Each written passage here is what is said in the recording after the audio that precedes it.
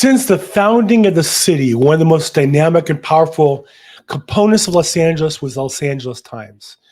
It was the massive business influence engine that drove LA's growth from the founding of the city in 1881 or so through the Depression, when they built this enormous downtown headquarters. And most of my young life, it was a powerful institution that determined the agenda for business, for sports, for politics, for news.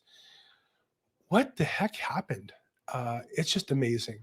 That and more about the real estate industry. But before getting into that, we always want to start off with the real estate statistics so we know where the market is and then we can compare the news to what they're pointing to us. So the basics fundamentals of any economy are buyers' demand and sellers' supply. And in the demand by buyers is almost always determined in real estate by interest rates. And so interest rates closed this week slightly up at 6.9%, still below 7, have not crossed back above 7 for weeks, well below the 8s of a few months ago. As you can see, we're in the range we've been for the last 6 months or a year or so. And play of demand, those numbers, though, it's cooling a bit. The rise in rates from 6.6 to 6.9 have definitely taken some of the wind out of the sails of the market. On the other side of the inventory question is the supply, and that's determined by the amount of inventory for properties that are for sale. And the inventory continues to be at all-time non-pandemic lows, about half of where it was before the pandemic period. Slightly higher than 2 years ago, than last year and 3 years ago, and still slightly below 2018, or significantly below 2018, 2019, and slightly below last year, 2023. So inventory remains low. And as long as there's not a lot of houses for sale, you can't have that buyers collapse, sellers dropping prices to compete for the business that causes housing prices to go down. It just can't possibly happen. Now, in Los Angeles, our market has definitely softened a little bit more. The rating, I use Altos Research, great compilation of statistical data. And their rating on the market now has dropped again, second week in a row to 38. They were at 40 for a long while, 39 last week, now to 38. One of the key factors I watch is price per square foot, which is $787 is what it costs for the average square foot of a house in Los Angeles, down from $830, $823, $830 back in October. So if the price per square foot's going down, that's going to mean eventually softening desire for higher amenities. And it means the market is softening a bit. Still a bit of a seller's market, but not like it was a few months ago. Definitely the less wind behind the sails of the market today than there was before. So let's take a look at the news. And in this case, there's a lot of news that maybe doesn't seem to be first blush real estate, but there's a real estate piece behind that. Here's one.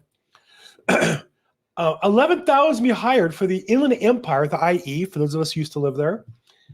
The IE Las Vegas high-speed rail project.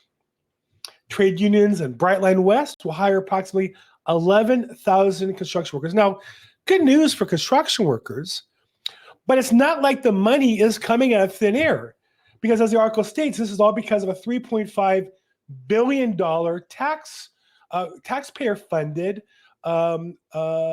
budget, or I should say funding, that the article, of course, attributes to the Biden administration, as if President Biden is Santa Claus and he's going around and distributing toys to kids that don't cost anything. But the reality is the Biden administration has taken money from U.S. taxpayers and is giving some of it back after taking a cut for overhead to construction. But here's the thing that really gets me.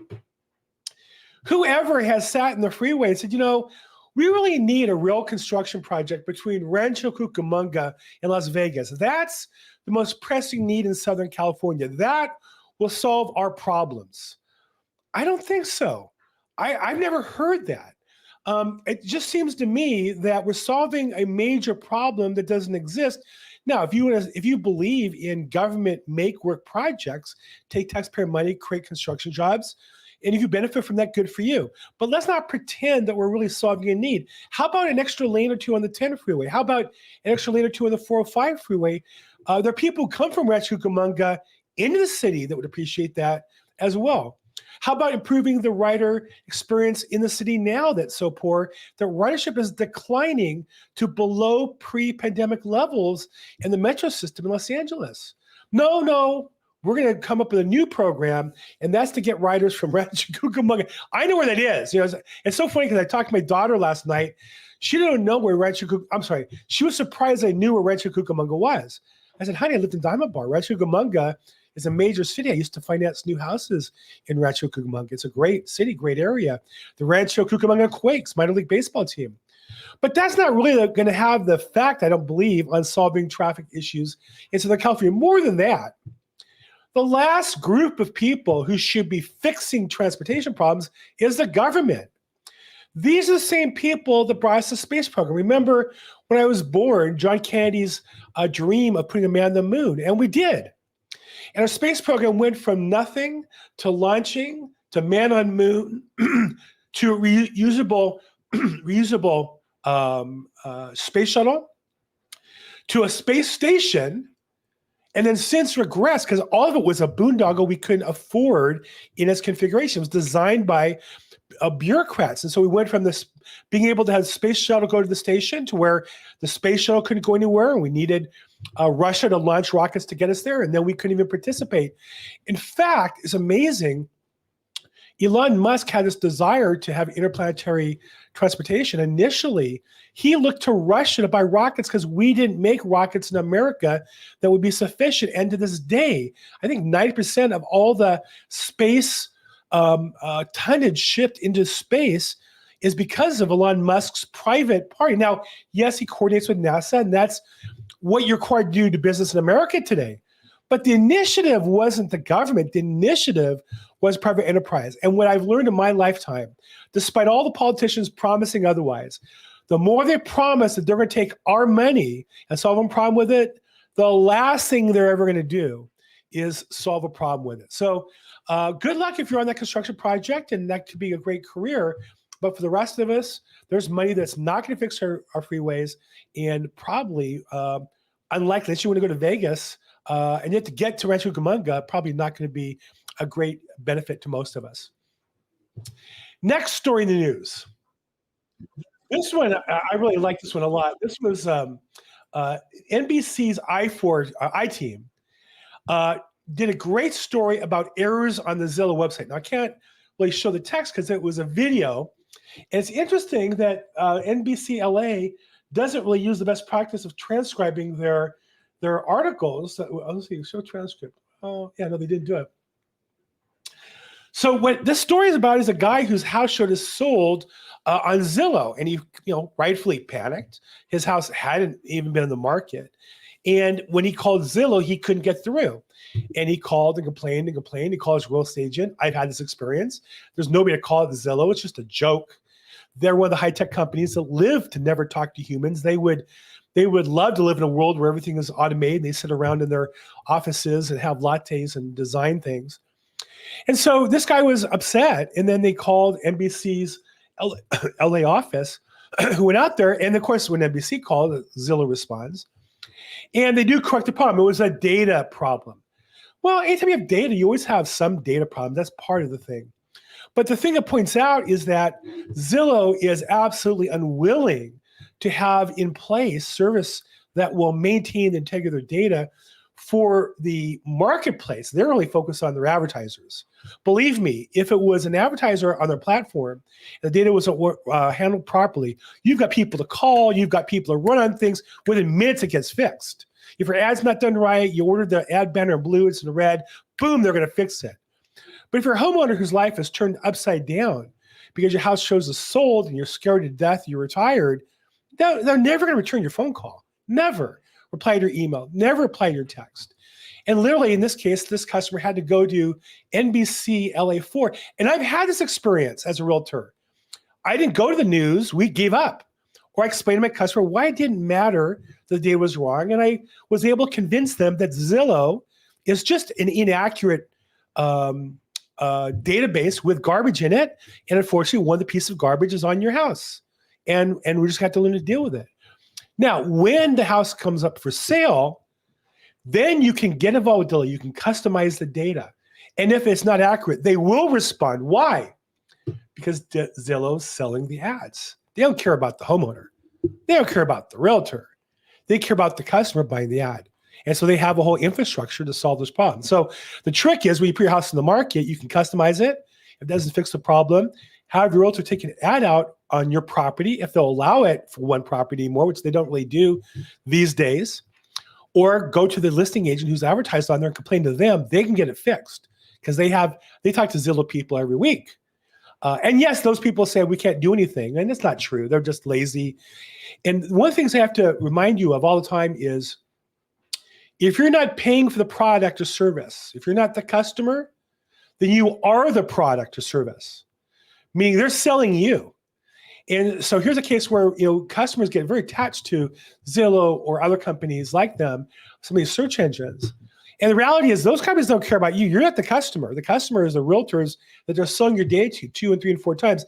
If you wonder why you get cold calls 8 years later for selling your house, it's because Zillow sold the data to an agent and the agent's still calling you. Okay, next, this is another in a continuing saga of misinformation. Here's Forbes, which used to be a great source of information on financial information. Let me see. Oh, there it is. The risks involved in owning a house as an investment. Well, that sounds ominous. This is of owning a house as an investment, not owning real estate, right? The real estate goes up, it goes down, there's cash flow, there's risks. Let's talk about specifically a house, and in this case, we're talking about really your home. And so the article is written, it's an answer by a assistant professor of finance at my alma mater, USC. And I think his answer is accurate, which is he analyzes the variance of the marketplace on any individual home. And the more unique your home is, the more up or down it goes relative to all the other houses. Well, that makes sense. If you're the smallest house in a big house neighborhood, you tend to have the best results, but sometimes the worst in different markets, right? In a really go-go market, if you have only a 3-bedroom in a 4-bedroom neighborhood, in a down market, your house will sell because people want to live in a nice neighborhood on the cheap. On a hot market, they want the nicer house, and they're going to pay more for the bigger home. And so he explains this in very detailed economic statistical terms. I think he does a good job. I think he's accurate, describing the population of data, the range, the bell curve, if you will, of data and outcomes. And the more unique your house is, the more likely you are. But the longer you hold it, the more markets over time your house will normalize in value. Very interesting, but really that's not why Forbes put the article there. The risk involved you're owning a home is because they went to the home and go, oh my God, what's the risk? It might burn down. I might get stolen. I better click on the article and read it. And I assure you, 99% of people who read this article have no idea what the guy's talking about. They don't really care. You clicked on it. And then before you even get to the article, there's going to be some ads. And this one's blanked out on me already. Here you go, Splunk. I don't know what Splunk is. Build digital resistance. So when you click on the page, 2/3 of it's going to be an advertisement before you even get there. And then you just scroll down. There's an ad for a Dell computer. I bought a Dell computer. And there's another ad. So they just want you to see the ads. And the fact that the title of the article is really meaningless to most of the readers is irrelevant. Another one, the same idea, behind their paywall because they're so valuable, at MarketWatch, one of the worst, MedMen goes from a height of $3 billion valuation to zero. Now, I don't really follow this as a business or industry. I've not ever used medical marijuana or legal marijuana. I went to college in the 80s. We're not going to talk about that time period. But I didn't know that MedMen basically is going broke. And there's 2 real estate stories connected to that. One is, they have a huge number of retail stores. They have 13 retail stores in Southern California. Those retail stores are going to be either sold to another medical marijuana retailer, medical marijuana or marijuana retailer, whatever that is, who buy the company. Or if the company doesn't have value, if the brands don't have value, there's just more retail space on the market. They're going to be sold. And even if somebody does buy the whole company, they're likely to close some of the stores because they weren't performing. That's what happens when companies are sold. So there's another retailer having financial problems. You might have thought of all the businesses that was doing well, of all the industries that's done well in the last 3 or 4 years, you might have thought it was marijuana. It seems like, I don't know about you, but you really can't go outdoors in a crowd anymore without smelling marijuana. People walk with little pipe things or cigarette things with marijuana in it. We know the use has gone way up, but the other real estate story hidden in here is really sad as a Californian, as a native Californian, is that what's really driving my business is not competition of other marijuana retailers. And I'm sure there are competition. I'm sure there's great companies putting a lot of money into this space. But the one thing that's killing them that they can't compete with is the illegal marijuana trade. Why is that? They don't pay taxes. They're not regulated. They barely pay labor. They smuggle labor in illegally. They're virtually slave laborers.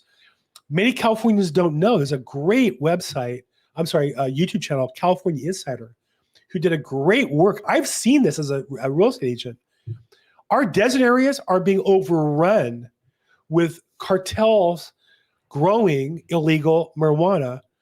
Now, it's also true we have both legal and illegal marijuana being grown in the city. I had a listing that was industrial property, and it was being done illegally. There's so much money being made that they're willing to kind of fight the law for a while, and they eventually got raided and put out of business.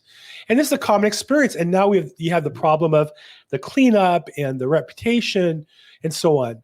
But what also is going on, I had listings of land out in the high desert, well past Victorville, well past Spring Valley Ranch, well past Palm Springs, where cartels would buy 40, 50 acre lots and put fences up and had armed security guards that were illegal and were growing medical marijuana. They would steal neighbors' water.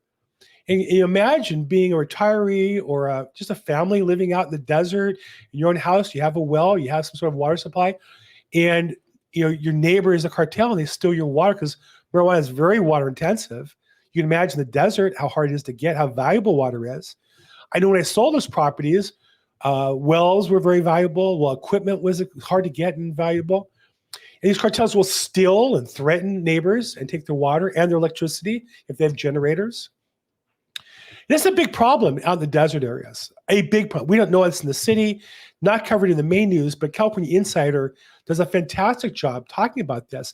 It's so prevalent that they put out of business a $3 billion company in California selling marijuana. Unbelievable. So there's a story you're not going to see on NBC or on the Wall Street Journal, New York Times. But here we are.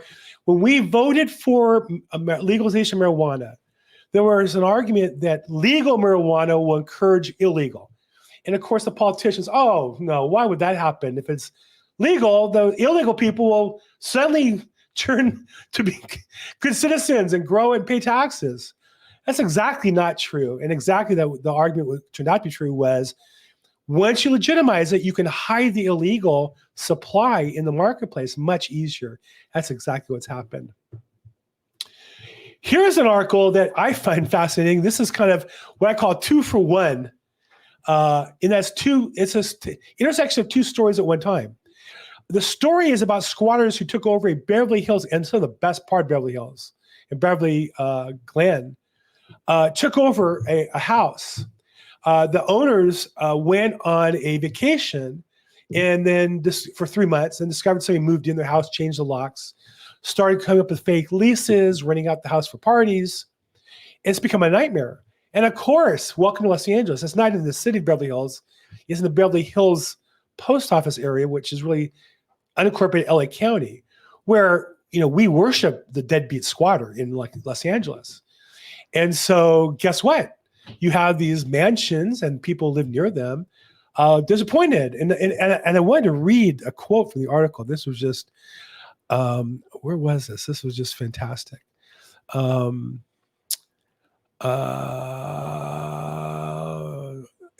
He quoted what was going on in the property as far as how many they're drunk people, and there's a pit bull, and there's, here you go. This is the world envisioned by our politicians. There's a roaming pit bull with children around. There are people drunk and stoned, wobbling, walking in and out, and then driving the canyons. Does somebody need to be killed before the police will do something? This was the neighbor asking a question. He said the tenants living in their house, the next door neighbor rents their house. And so the tenants living in the house had to hire an armed security guard to protect themselves. So you have wealthy people hiring armed guards so they're safe. Meanwhile, these people are coming in, having a party, smoking pot, drinking, and then driving home. Well, gee, how does that work out? This is the world our politicians want to see. As long as they vote and keep them in power, they don't care. Unless it hits one of their kids, then they're going to care. The other problem that intersects here, so you have on one hand the lack of enforcement of eviction laws. On the flip side, which eviction laws have been on a free fall. Politicians have been at war with landlords for the last 5 years. COVID sped it up. It continues. And it's almost impossible to evict people these days. And the other problem is these zombie properties, because the politicians, to solve every problem, just keep raising taxes. Well, there's consequences. And one is if you tax activity, people stop doing the activity. And if you tax profits on houses, people will stop selling houses. And so here's a case where these neighbors, in this case, the next door neighbor, they didn't sell the property like you might have thought. They rented. Now, normally, a rental property doesn't make sense in terms of the economics of it. You're much better to cash out the money. The cash flow normally isn't good enough to justify it being a rental. You would get better returns in other markets in a normal economy. However, in California, we, first off, the tax rate on the sale, even as a capital gains, is high. Second, California, I believe we don't recognize it as a capital gain. We tax it at the ordinary rate at 13%. Then on top of that, we have city and county taxes on sales of property. Then on top of that, we have the mansion tax that just came out. And then on top of that, if you're buying another property, now your property is assessed at your new purchase value, not the old value, and with reassessments, meaning you're paying more in property taxes. Not only that, it's hard to get property insurance in California today. All these reasons make it hard to sell.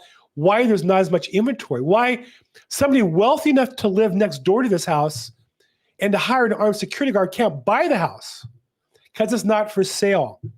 Because the government has made it so onerous to sell property, it makes more sense to rent out and be next door to people who have a pit bull and parties with pot and alcohol and craziness going on.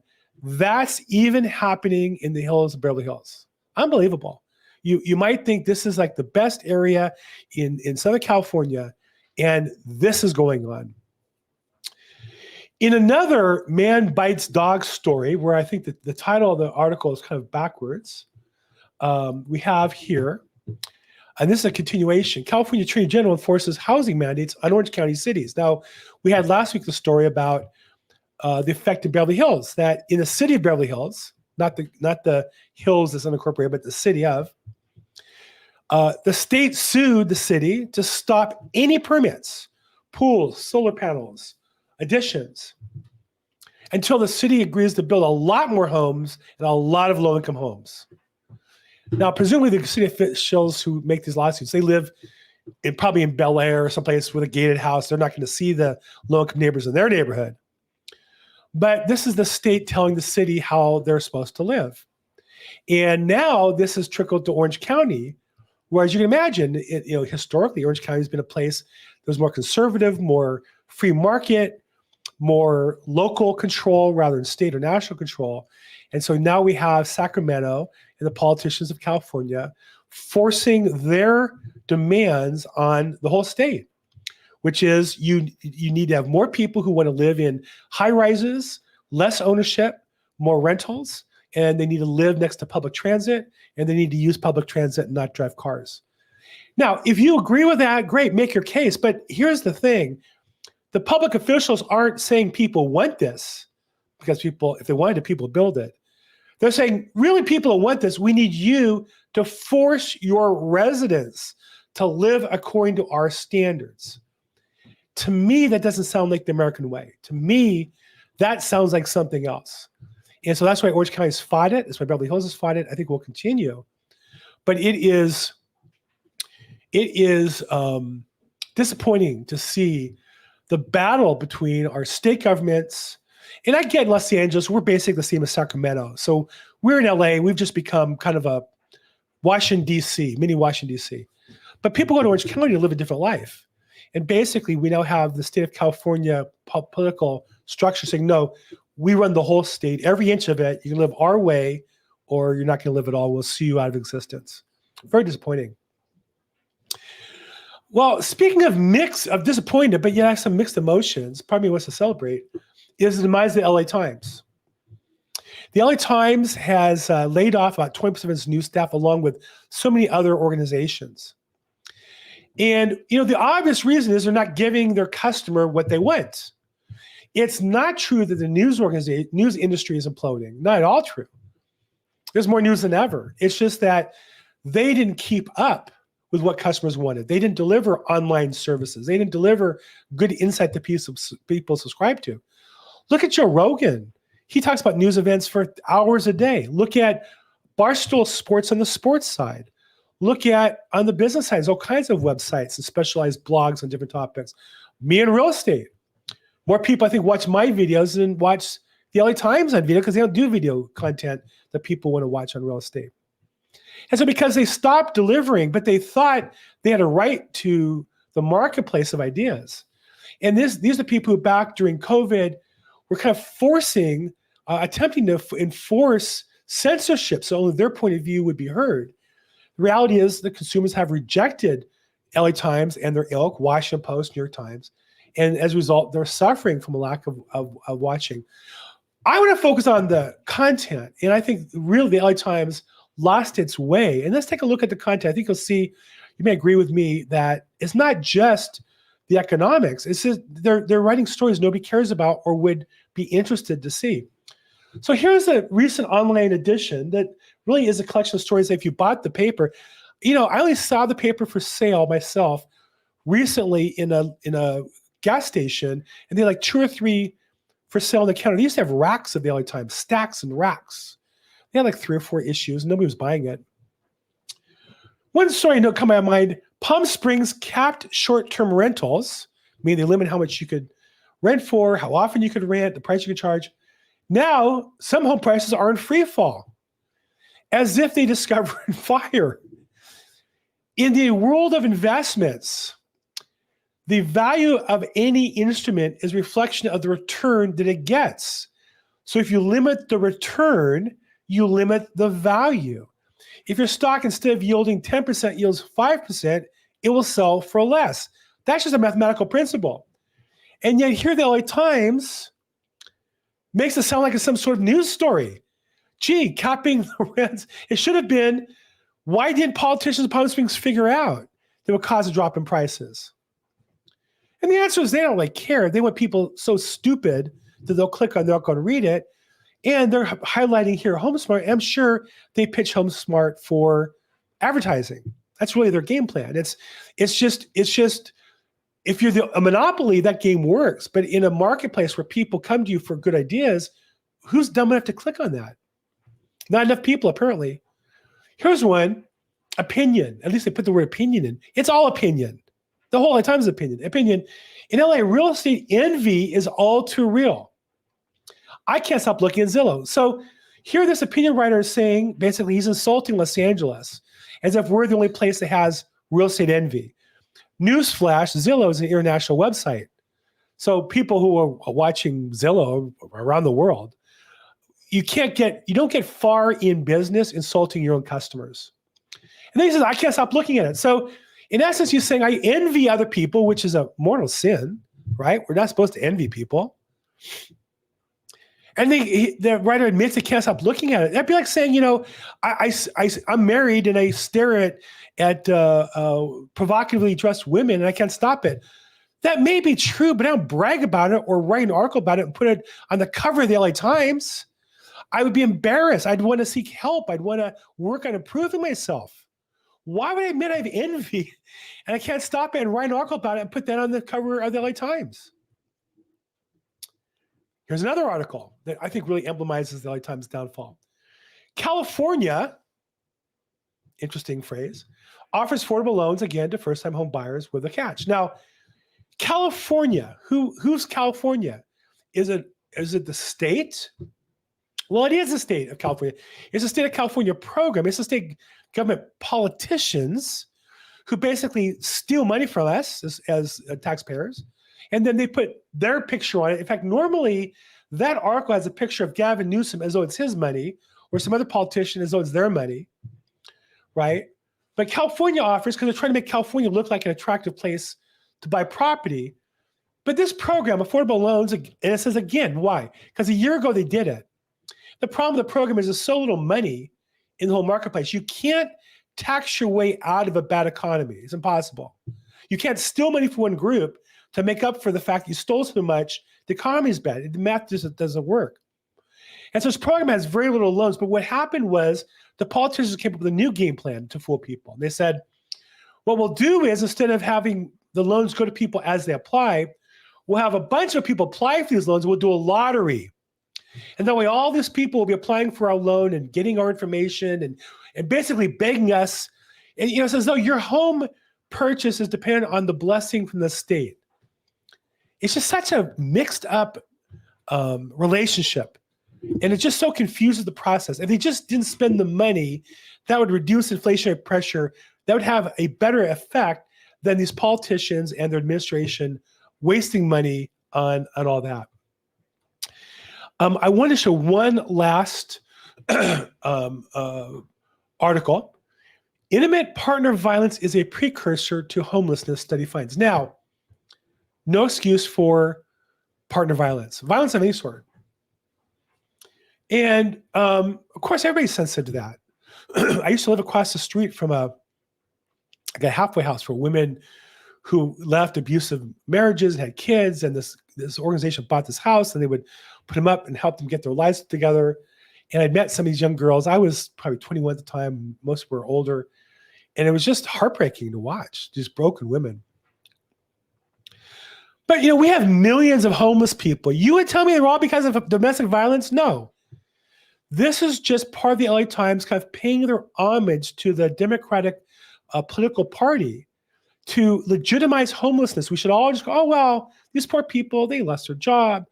They're in this case, victims of domestic violence. Look, some are. It always has been some small percentage, but the vast majority are drug affected by the legalization of drugs, have mental health issues because we're not treating mental health, and people come here with no preparation at all, no education from around the world into a city that doesn't have the resources to support them. That's 90% of the problem of those three. I'm sure there's some domestic violence victims, and my heart goes for them, and there's organizations designed to help them, and we should all help them. But let's not pretend that that's really what the homeless situation is about. Let's not legitimize. When I drive the street every day, there's people on the street that shouldn't be there. Let's not say, oh, that's because of domestic violence. No, it's because of the policies that our government has created and our poor economy overall. And we need to fix that and not use these victims as excuses for poor government policies, in my opinion. So it's sad to see the LA Times, but I think at the end of the day, their product has not been one that customers wanted to pay for in subscription form on paper. They wanted to pay for it behind the paywall on their articles. Their pandering didn't create enough advertising and government support. And at the end of the day, they're struggling. They're not out of business yet, but it's inevitable. Somebody will buy them and rebrand them, and they'll just be some website that one day people will say, what is that LA Times thing? Well, it's like this one and that one, and there's 50 other companies like them. So that's the news in real estate. What should you do? Well, it really depends on what your goals are. We want to make sure that we're following the right plan for you and the right plan for the market right now that is in our local market or the market you're going to do business in. So if I can help, reach out, call, text, email, @BillGross@Probate on social media. I have a new podcast I put out, Real Estate Ripoff, holding big organizations accountable, where I do an in-depth on one company at a time. Last week was on, this current one launching is on credit reporting agencies and what a ripoff that is to consumers. Love to get your feedback on that. There'll be a link here below. If I can help you, as always, @BillGrossProbate, make today your best day ever. Thanks so much.